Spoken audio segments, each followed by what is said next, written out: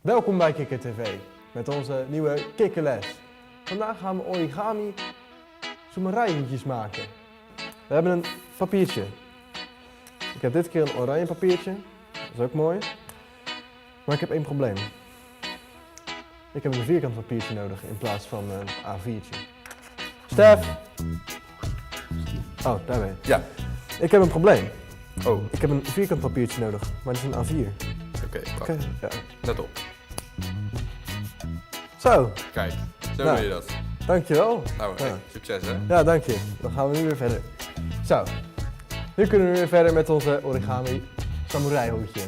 Nou, het eerste wat we doen, je vouwt dus in een driehoek naar elkaar toe.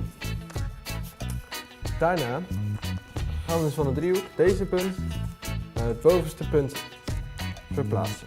En dan hebben we zoiets. Wat we daarna gaan doen, is hetzelfde met het andere punt.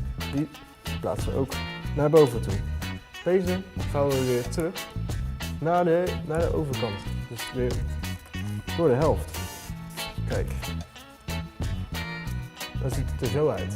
Dus hier hebben we die flapjes. En hier hebben we nog twee losse velletjes.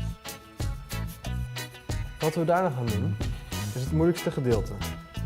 We gaan dit flapje die hier zit, die vouwen we open. Zo. Dan gaan we ervoor zorgen dat hij zo naar binnen vouwt. En dan zo zit. Oké, je vinger er nog in. En dan doe je hem ongeveer op de helft van deze lijn. Leg je hem weer neer. En dan vouw je hem zo. Zo plat. Nou, ik zal het nog een keer doen met de andere kant. Dus we maken deze weer open. Doen we naar de midden toe. En dan doen we hem plat. Zo. Dan hebben we twee hoorntjes eraan. Wat we daarna gaan doen, is dus deze twee flapjes die we net hier nog hadden. Dan ga je dat puntje net over die horens heen leggen. Maar niet helemaal, je hoeft er niet helemaal eroverheen, want dan zie je ze niet meer. Dus dan heeft het geen zin. Dus een heel klein beetje over die horens. Nou, dat vouw je zo dubbel, zo.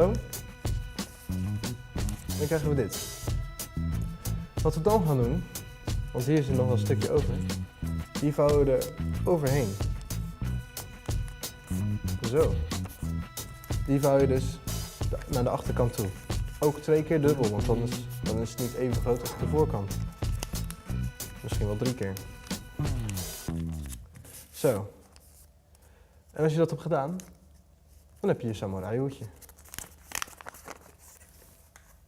Zo, dus nou weet je hoe je een samurai hoedje maakt.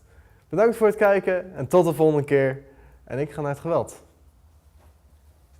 Oh, mijn hoedje valt.